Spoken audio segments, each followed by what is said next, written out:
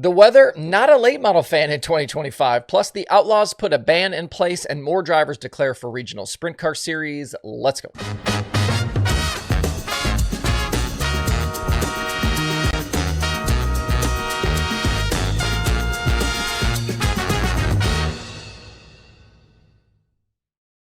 It's Tuesday, January 28th. I'm Justin Fiedler. This is DIRTRACKR Daily presented by Kubota Genuine Parts.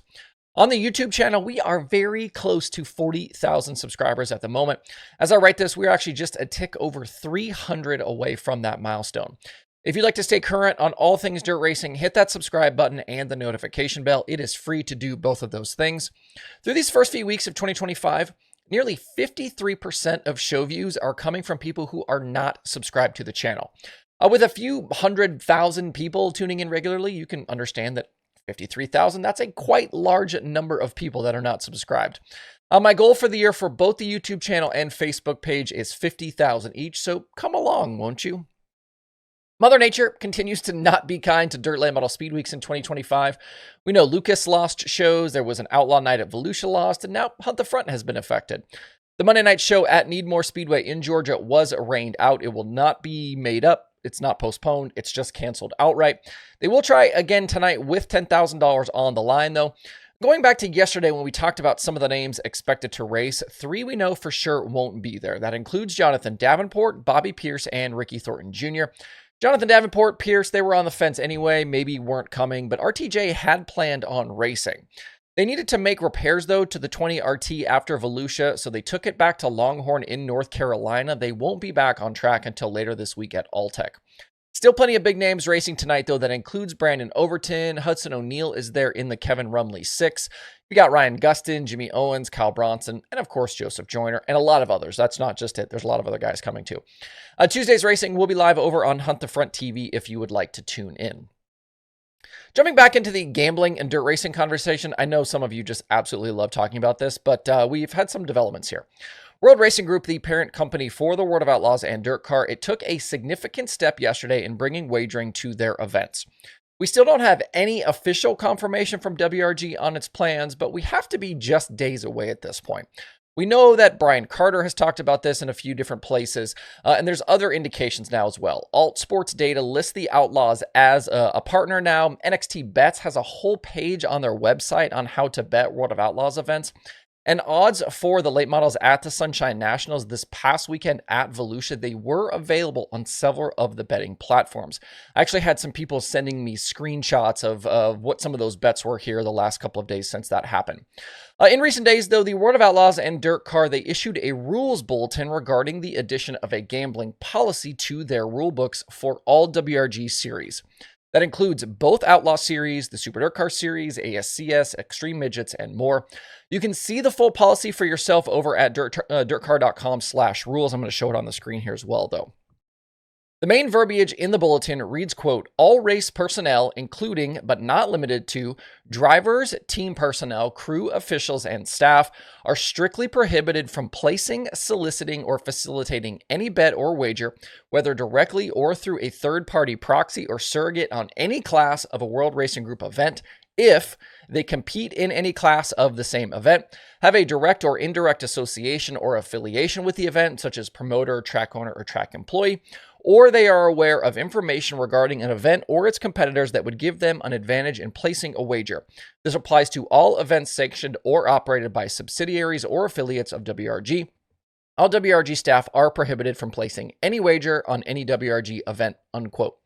The policy also says providing inside information or tips is prohibited for all personnel, and that there is a zero tolerance policy.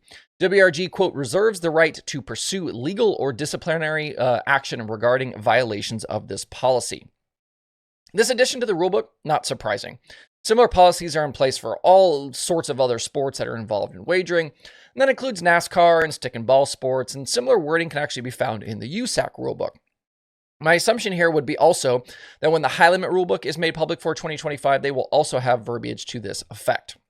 In posting the bulletin yesterday, I posted it to Twitter, Facebook, all of those things. You can expect, obviously, all of the pearl clutching and horror and outrage came back over the addition of gambling to dirt track racing and how it will basically be the end of the sport. There's obviously no evidence to support any of that, but the sentiment persists from some of these folks. What's interesting to point out here is that I've had several folks tell me that the limits on wagers that can actually be placed are very low. For USAC events last year, I've heard of a few bets allowed maybe up to $100 and some $50 bets depending on the type, but a lot of the available options are capped at $24.99 and even some are as low as $6. If you place a $50 bet on something that pays 15 to 1 odds, that means a max payout of $750. To even get to $600 on a $6 bet, you'd have to hit on a 100 to 1 winner. For those worried about race fixing, I have a very difficult time believing that someone would risk even attempting to fix a race for a $750 payout. And to get an even bigger payout, now you're talking about parlays, which means you have to string things together. That means you'd have to have 4, 6, 8 drivers involved to even get up to something like a $4,000 payout. So you're telling me that somebody is going to get 8 drivers to agree to this for $4,000?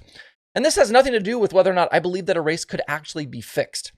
These situations where people can place wagers of millions of dollars on a single event like we see with something like the Super Bowl, that's not happening for a Tuesday night high limit show at Kokomo.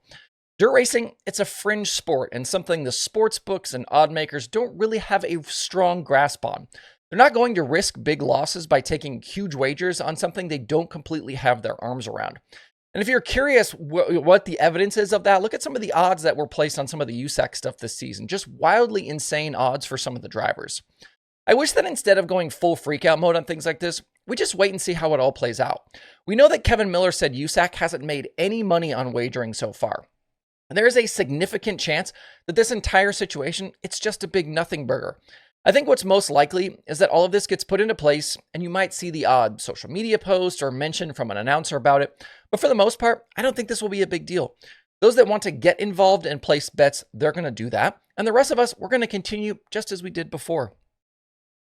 Jumping over to some regional sprint car stuff, the POWRi and All-Star rosters continue to grow. In recent days, Brandon Spithaler became the 8th official All-Star team for 2025. He joins Caleb Henry, Justin Clark, Aiden Price, Devin Borden, Leighton Wagner, Darren Nida, and Cody Bova on that roster.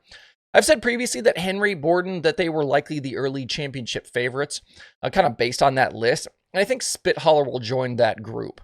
8 wins in 55 starts a year ago. That included scores with Fast, plus local wins at Lernerville, Wayne County, Mercer, Tri-City. Spithaler also the 2024 Fast champion, where he topped Zane DeVault.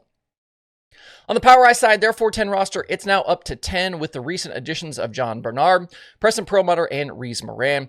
Those 3 join Ayrton Jeniton, Xavier and Natalie Doney, Joby Miller, Noah Gass, Lane Werder, and Scotty Milan. Still, at least 6 more expected to join POWRi's Elite 16 program before the season starts next month. If you want more on POWRi, check your email inboxes today. I sent out a new edition of The Slider. It features an interview with POWRi's Talon Turner by Jordan Willman. If you don't get The Slider, you can sign up for free over at DIRTRACKR.com/theslider. Looking ahead to the rest of the week, a lot more dirt late model racing coming your way, which we will continue to follow and talk about. We've also got the ASCS getting their season started this coming weekend at Volusia. A few things to talk about there. Obviously, plenty more to come as well. For today, though, we are going to shut things down. Hope you guys have a great Tuesday out there. We'll see you right back here tomorrow.